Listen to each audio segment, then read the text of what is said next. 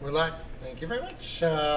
Good evening. Thank you for joining us for the Skokie 68 Board of Education meeting of June 16th, 2022. Can I get a roll call, please? Bell Jordan. Here. Espinoza. Here. Joseph. Here. Ruffner. Here. Sturbens. Here. Sullivan. Here. Warshaw. Thank you. We will now open our meeting for public comment. Did we have any comments submitted? We did not. Not seeing anyone in the audience, we will jump ahead to our superintendent's reports. Wow, that was quick. All right, so I don't have any full-blown reports, just a couple of updates. I think at the last meeting I shared that we weren't sure whether there would be shield testing available to us next year, and a couple of days ago we got a surprise email that they secured funding for another year. So they're offering shield testing as an option for schools for free next year. We went ahead, not knowing what we would really do, because it'll largely depend upon what the conditions are in August. We signed up to say we were interested in doing it again, and then we'll monitor the situation and see what August looks like and see whether we'll really do it at that point. But at least we wanted to get our place in line saved. So, apparently federal government release some additional funding that made that still possible. So it's good news in case things are not substantially better. Second little update is a week or two ago I sent you all an email that's sort of updating you on the crossing guard situation and the resolution there. We were able to negotiate a little bit and get a little bit of give from the village manager. Ultimately, they agreed to pay for the supervisory position, which is a total cost of about $40,000 compared to what they were paying before for their guards and whatnot, which was a few $100,000. So they got most of what they wanted. We at least got something out of it and a way to maintain the idea that we still have a partnership with them because they're still contributing something. The agreement was that'll stay in place for 3 years, at which time the village and school districts will engage in conversation to evaluate how it's going. And my guess is there'll be another, there'll be more interest on their part in not paying for anything. We shall see. In the meantime, other superintendents and I are glad to just have that chapter closed, even if it's temporarily for a while, so we can get back to other pressing issues. So not quite what we wanted, but we needed to be able to move on and focus on some other things. So, and then the last little update I have is actually about one of our teachers here and an alumni of Old Orchard, Diego Marin. He's a math teacher here. Went to school here some years ago, went to Niles North, and we hired him a few years ago. He is a pretty quiet and unassuming individual. Yet he has achieved some TikTok stardom as a math teacher. So he makes sort of these demo videos on math concepts, and he had won an award a year or so ago for one, and then most recently he got $10,000 for Old Orchard School for Teacher Supplies. Burlington Coat Factory is the sponsor who's putting out the money. Brian, do you recall who the original, there was some sort of competition or the group that actually named it, and then Burlington was sort of the financial response? I think it was an overall, Burlington was the main vendor that picked it. So he created the short TikTok video on a math concept, got recognized, and then he came out last week with the $10,000 check, one of those cardboard fake checks, and we took some pictures out front, and then what happens is that $10,000 gets divided up amongst all the staff members at Old Orchard School, and then they have a site they can go to shop for classroom and school supplies. That, then get delivered to them. So it's just a neat little positive thing at the end of the school year. So kudos to him, one of our local stars of TikTok. So. It can do good. Yeah. And with that, that concludes superintendent reports. Thank you very much. We'll move on to the reading and acceptance of minutes. I will call for a motion to approve the minutes from the May 19th Board of Education regular meeting and the May 19th, 2022 Board of Education closed session. So moved. Second. Espinoza. Yes. Joseph. Yes. Ruffner. Yes. Sturban. Yes. Sullivan. Yes. Warshaw. Yes. Jordan. Yes. Thank you.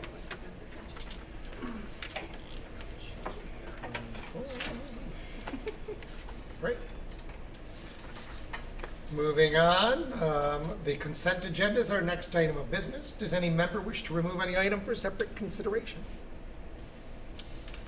I therefore call for a motion to approve the consent agenda as presented, which includes the personnel report authorizing the hire of administrative staff, the hire, change of status, resignation, leave of absence, and retirement of licensed staff, the hire, change of status, resignation, and leave of absence. Did I skip a line?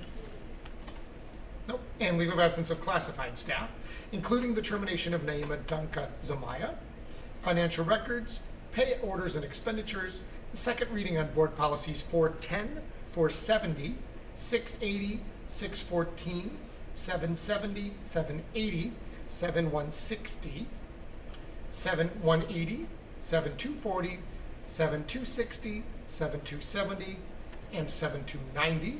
I should clarify it's 6140, not 614. The destruction of the closed session audio recording from December 17th, 2020, and the workers' compensation contract renewal for 2022. So moved. Second. Good save. Joseph. Yes. Ruffner. Yes. Sturban. Yes. Sullivan. Yes. Warshaw. Yes. Jordan. Yes. Espinoza. Yes. Yeah. Our first report will be from NTDSE 807, Ms. Espinosa. Yeah, super quick report. It was a super quick meeting. It was on Zoom because Malloy is under construction and don't really have access to the building. I just emailed the board members recent pictures that we got earlier today. So showing buildings now, and it's really it's starting to look good and coming together. Just talked a little bit about summer school and staffing for that, and kind of getting that all started. Staffing for next year. Most of their teacher positions kind of filled, still a little bit, and then they'll worry about paras later. That wasn't their primary concern right now. Other than that, it was mostly closed session to chat about financial issues. So that was the bulk of the meeting anyway. So other than that, there weren't any really a ton of reports even at this meeting. Thank you very much. And then the EdRed report.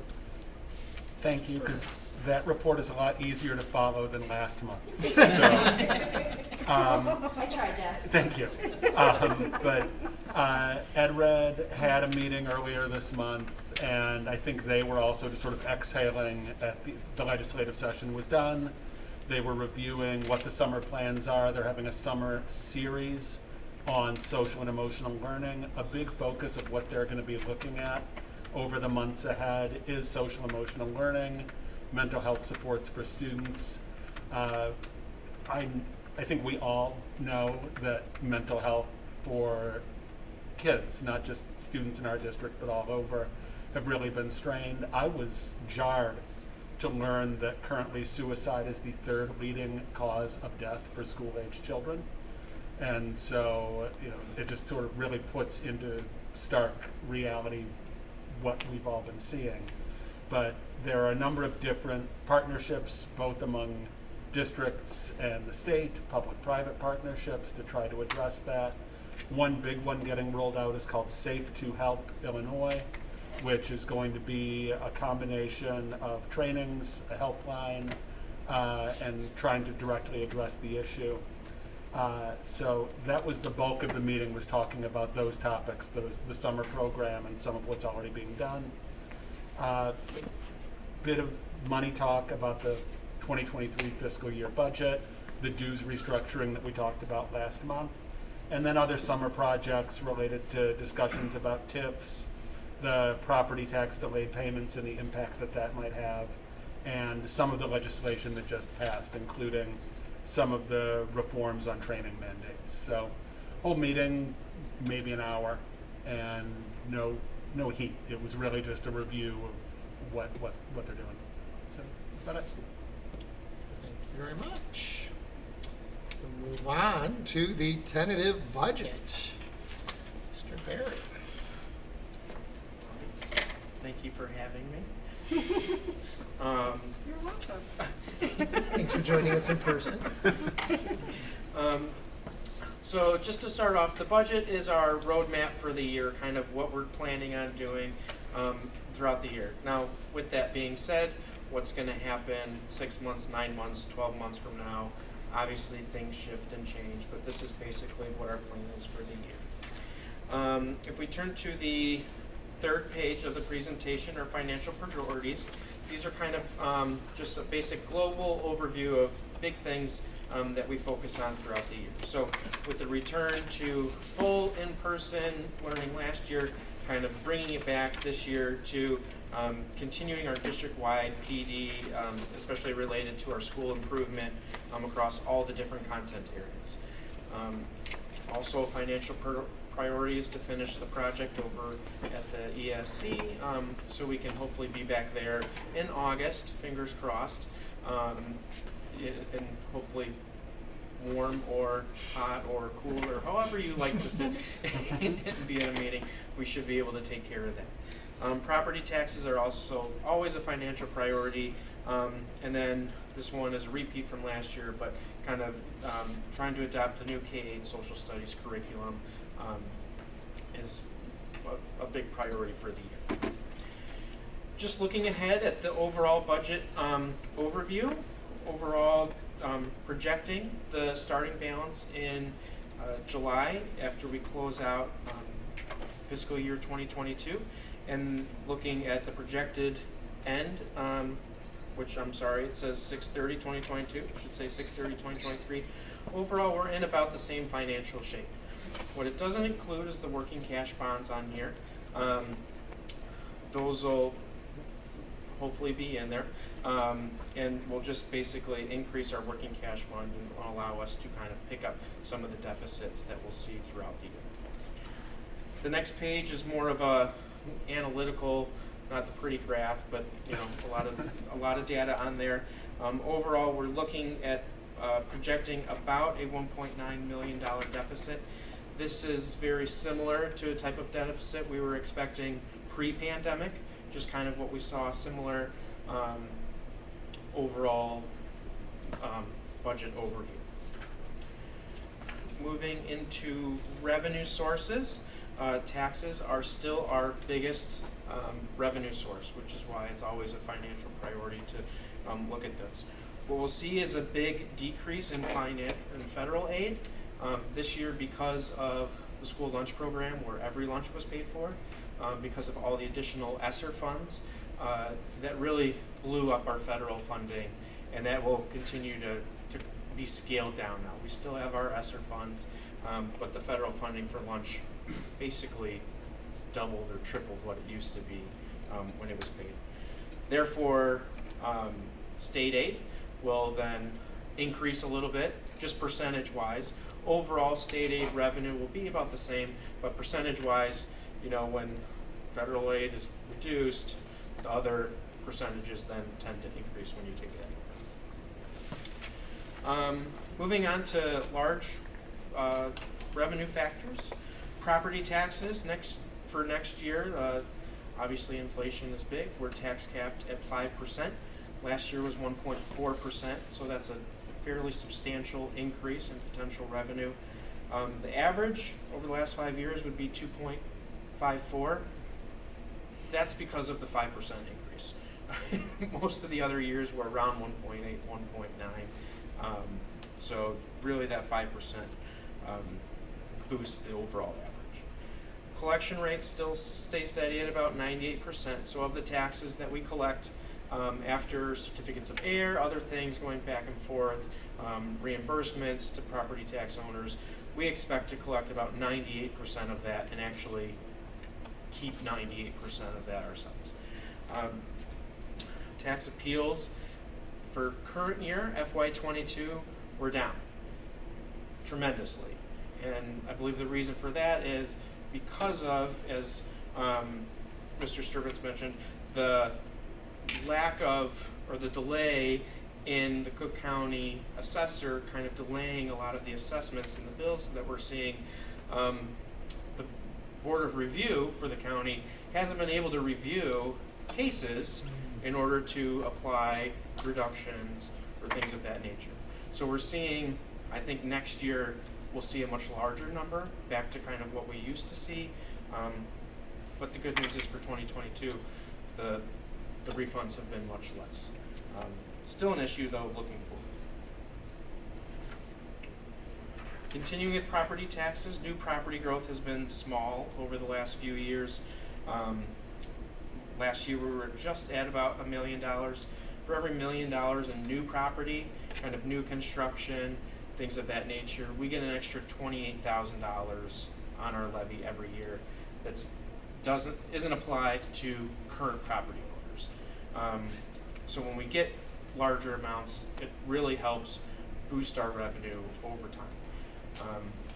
2 years ago we were actually at 0, so that number, that average, has been lower. We've averaged about $1.5 million over the past few years, but it was $1 million last year. So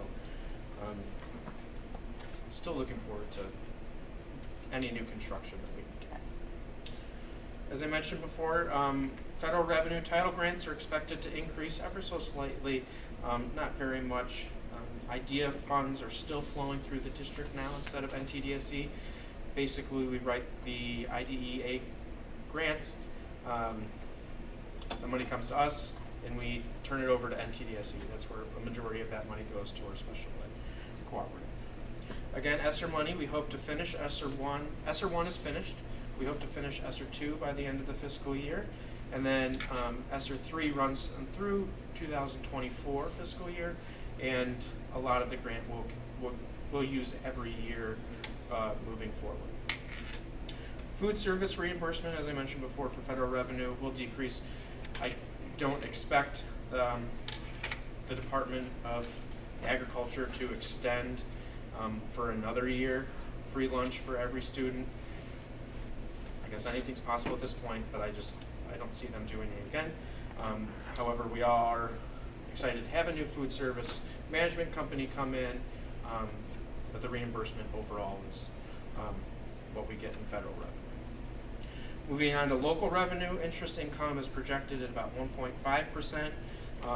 That's low if you have seen in the news the last few years, and what I'll mention during the bond discussion. Interest rates have been going up, but yet, I did this a week ago and hadn't had that report just yet. So right now we're projecting at 1.5%. Student fees will be stable. Lunch revenue overall decrease, but local revenue will actually increase because we'll start taking lunch fee payments again for homeless students. And then the ELL parent revenues are projected to stay stable as well. As I mentioned again previously, state factors, our regular funding from the state, our EBF, our evidence-based funding, should remain stable, and the categorical grants that we usually get for transportation, some special ed, also to remain fairly stable throughout the year. Any revenue questions? All right. Moving on to expenditures. We are still in the people business. Our largest expenditures is salaries. Our next largest expenditures is benefits. That's most school districts that you'll see. Services and tuition equal about another 20%. Capital, we like to keep around 4 to 5%. We're a little higher this year on capital, but overall, pretty close to where we really want to be. We have a few licensing staff changes, as mentioned in the budget. Adding some social worker and speech over at Devonshire. With the continued increase in RISE students at that school, they need a few more extra services at that school, hence the increase in staffing changes there. Not very many classified staffing changes. Overall, for custodial staff, our office staff, our transportation staff, and then our parapros are about the same that we're looking for next year. Overall, total salary cost is about 1.1% increase, and that's just based on staffing changes, rollover, contractual increases, things of that nature. Benefits, it was last year, I don't know if you remember, it was a stellar year for benefit increases, because benefit increases are from the year before. So surprisingly enough, during a pandemic, nobody goes to the doctor, and they all stay home, and costs remain low. When they can go back to the doctor, costs go up. So last year, I think the PPO increase was less than 1%, same with HMO. This year, we're looking at a 6.5% increase, 4.1% for HMO, which is actually still underneath the local average revenue for insurance increases. Dental is the largest increase I think I've seen in dental since I've been here. But again, when people don't go to the dentist for a year and a half, costs go up. Overall benefit budget increases are only 0.1%. How can all the plans go up that much? But the overall costs, we have some people roll over leave, had some bigger plans. Overall, looking at the costs that we actually spent this year compared to what was actually budgeted was lower than, so expenditures were actually lower than what was budgeted so far. So overall, the budget is increasing just ever so slightly based on this year's costs that we've actually experienced. Services increase, just additional software that we've kind of gained and become accustomed to. There's ELL software, there's new student software that we've been using. Not very much, but overall, software increases are estimated at 3.3%. Supply budgets remain relatively stable. We still have $100,000 in there for new social studies curriculum. So when we are able to have a determination by that learning team, we've got budget money in there to hopefully get the curriculum in and then start some PD before the end of the year so we can get the ball rolling next year. Capital equipment, ESC, the HVAC system, new carpeting, somewhat throughout all of the elementary schools is getting new carpeting. And then right above us, the OOJH gym renovation, new floors, new bleacher, kind of sprucing up that space from the 60s, basically. The old logo, which you really have to look and try to find which way it directionally faces. They wouldn't let me cut it out and put it on the wall, but that's okay. And then tuition costs from NTDSC remain relatively stable. We do have a reduction in enrollment, again, because we're bringing back our students to our own program, to the RISE program. But we also have seen a lot more high-level kind of cases that might include more students going to NTDSC. So we're bringing some back, potentially sending more. So overall, those increases remain relatively stable. Are there any other questions about expenditures? Super quick question. Yeah. Teeny question. The continued under supplies and materials, I assume that the continued cycle of iPads and teacher laptops is just since the very beginning of us establishing our laptop program, that's just built into the multi-year Yes. that was set up years ago. Exactly. Okay. So our director of technology, Derek Sen, last year when we switched kind of from a PC to a Mac base, we were able to finance the purchase of all the new iPads and new teacher laptops with 0% financing for 4 years. So basically, we took the cost of, instead of getting hit right at once with purchasing all new things all at once, we're able to spread that out for the 4 years and foreseeable future.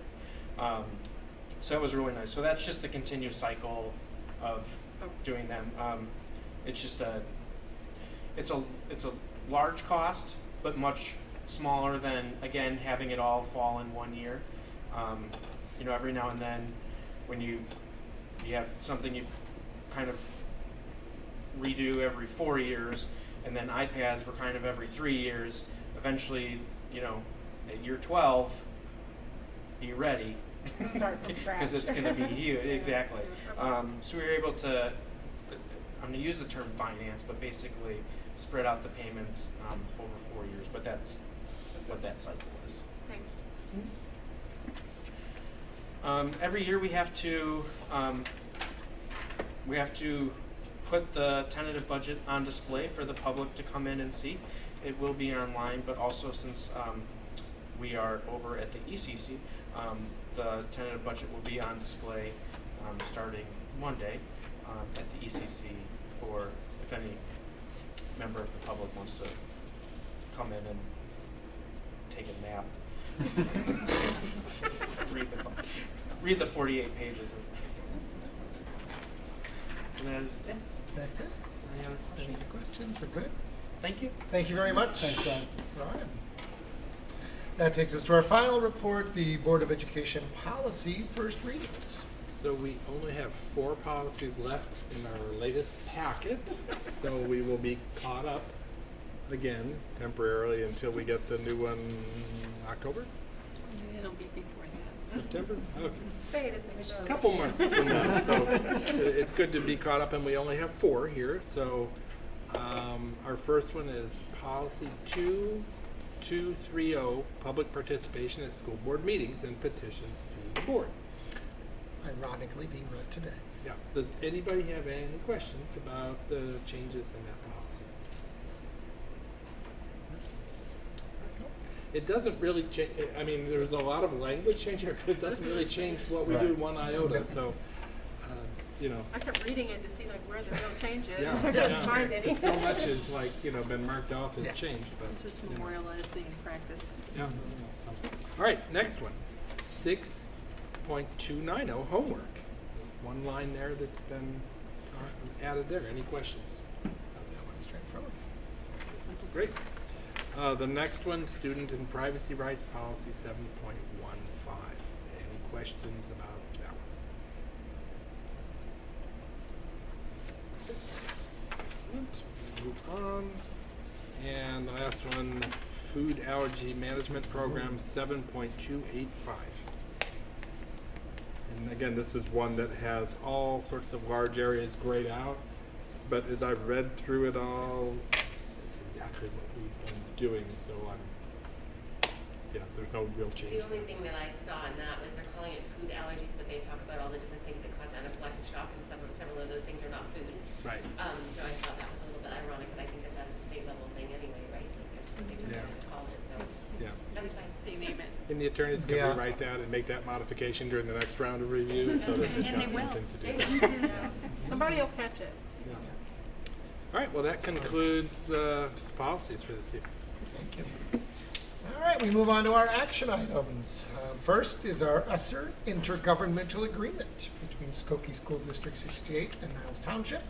I call for a motion to approve the intergovernmental agreement between Skokie 68 and Niles Township, effective upon signing and terminating on June 30th, 2023, in consideration for the township's child care and COVID-19 relief fund services serving the school district's students and families, whereas the school district shall provide the township $100,000 to fund said services as presented.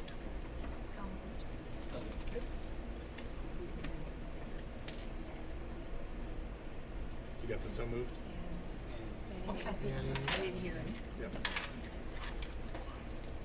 Okay, so at the last board meeting, we talked about this, and our charge was to go back and look at the budget and figure what modifications we could make to free up some of our ESSER money. Ryan and I looked at it and made some adjustments. Ryan, what did we move specifically back to the board funds? Mostly some of the laptops and student iPads. So we moved those back to the regular board budget to free up $100,000 to be able to give to the township office so that they could administer those funds to assist any District 68 families that are experiencing the kind of needs we talked about at last month's board meeting. Any questions? Yeah, the IGA is very similar to what District 19, and we kind of borrowed it from them and saved on some of the attorney fees in that way. And it's a pretty simple IGA. And Actually, Bonnie, if you're out there watching, it's about totally fine. Yes. Will Bonnie give us like intermittent reports on how much is being spent or like what the general services are? Just, I think it'd be interesting to see like what are the, main themes of need. Yeah, absolutely. For our district. She keeps track of all those Okay. things, and we'll be able to get sort of a report out and periodically and see where the money's going. All right. Ruffner, Yes. Sturbins, Yes. Sullivan, Yes. Warshaw, Yes.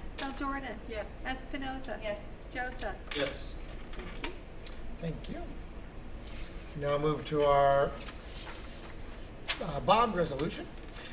I call for a motion to approve the resolution providing for the issue of not to exceed $11,250,000 in taxable general obligation limited tax school bonds, Series 2022, for the purpose of increasing the working cash fund, providing for the levy of a district annual tax to pay the principal and interest on said bonds, and authorizing the sale of the bonds to the trustees of schools of Niles Township as presented. So, Second.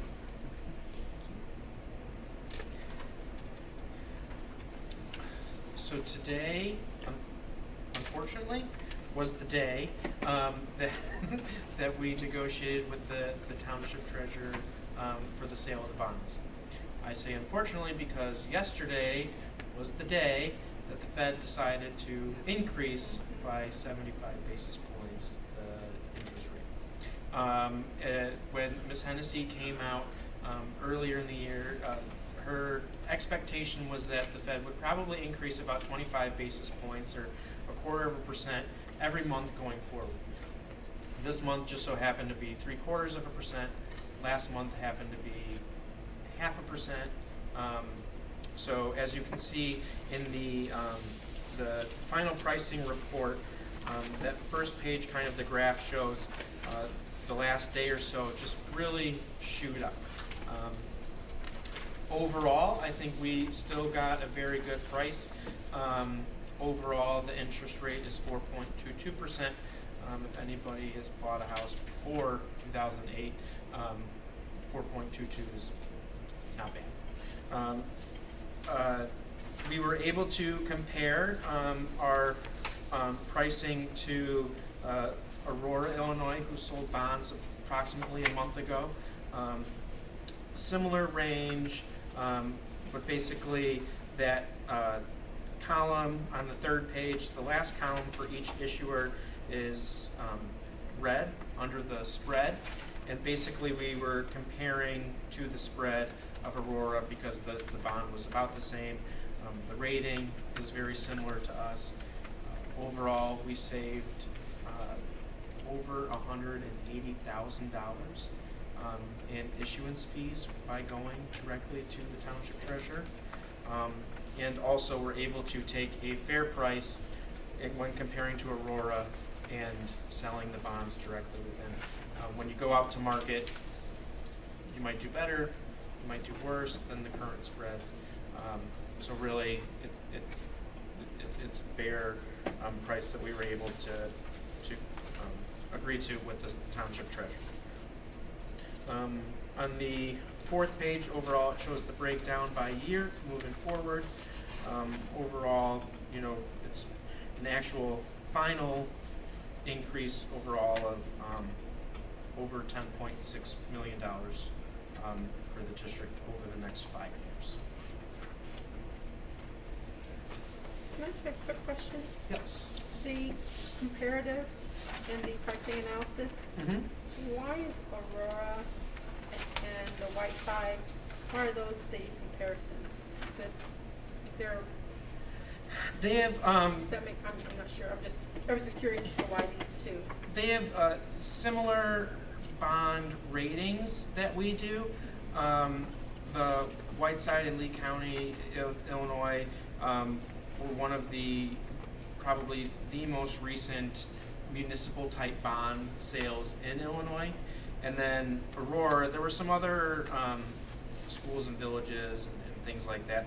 But Aurora was used because it had a similar length and balance, basically. That they were going out for 10.1 million, and we ended up going out 10.7. So that's why those two were used. Again, similar municipal bond sales in Illinois. I can't tell you where Lee County is. About 2 hours west of here. 2 hours west of here? Mhm. Okay.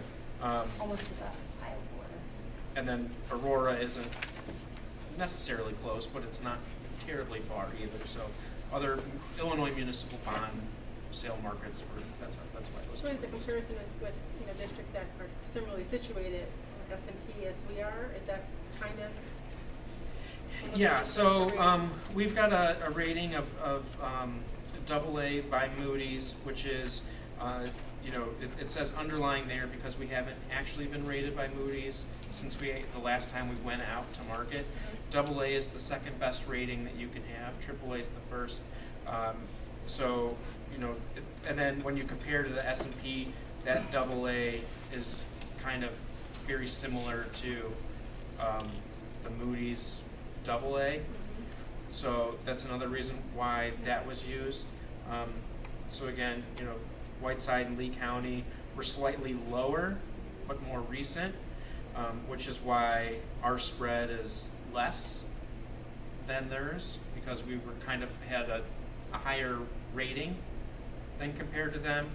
And then Aurora was really very similar in the rating, very similar in the amount that they were going out for, the same distance, things like that, which is why we're basically spot on with them. Thank you. I don't know whether I had a sense of what that meant, but it just seems interesting, something very far away and something close by, but thank you for. Yeah, because, so we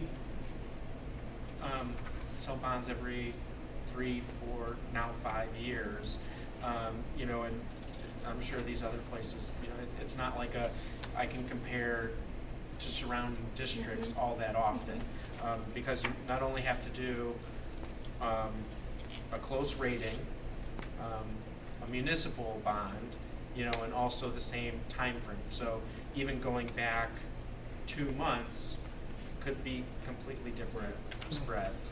I appreciate you explaining it, but thank you. Is it? Oh, absolutely. Okay. Yeah. Thank you.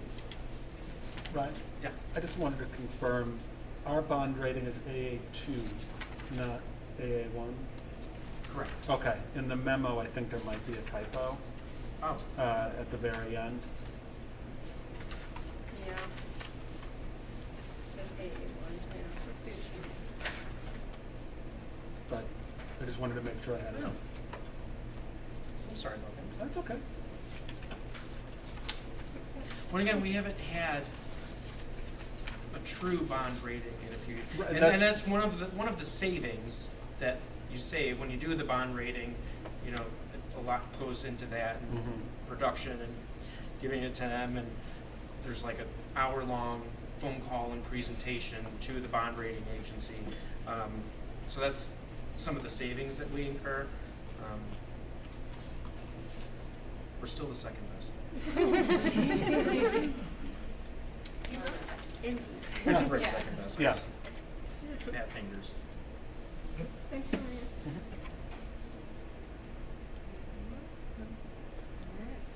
Skirbentz, Yes. Sullivan, Yes.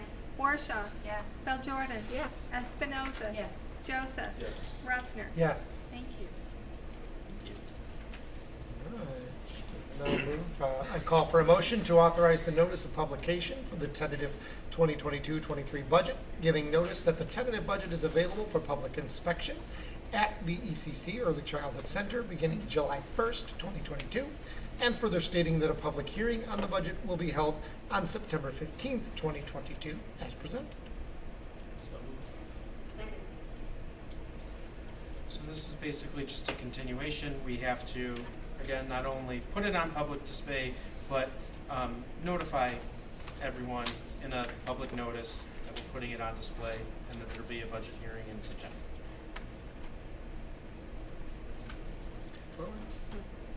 Sullivan, Yes. Warshaw, Yes. Beljordan, Yes. Espinoza, Yes. Joseph, Yes. Ruffner, Yes. Sturban. Yes. And finally, I call for a motion to approve the contract between Skokie School District 68 and the University of Illinois in the amount of $51,950 for professional development services to be provided to District 68 mathematics teachers during the 2022-23 school year as presented. This is our annual contract with UIC and our partnership with the Metro Math Chicago Initiative, and this continuation of professional development, primarily for junior high teachers this year, but some continuation for kindergarten through fifth grade. It's actually a reduction in contract. We're starting to get to the point where we have to wean away from the lovely Jen, and we've learned so much, so. Ken, is it taking over TikTok? Maybe. Warshaw, Yes. Beljordan, Yes. Espinoza, Yes. Joseph, Yes. Ruffner, Yes. Sturban, Yes. Sullivan. Yes. Thank you. All right. I don't have a gavel to see if if there's no further business, no FOIA requests, eh? Correct. If there's no further business to come before the board, I call for a motion to adjourn. So moved. Second.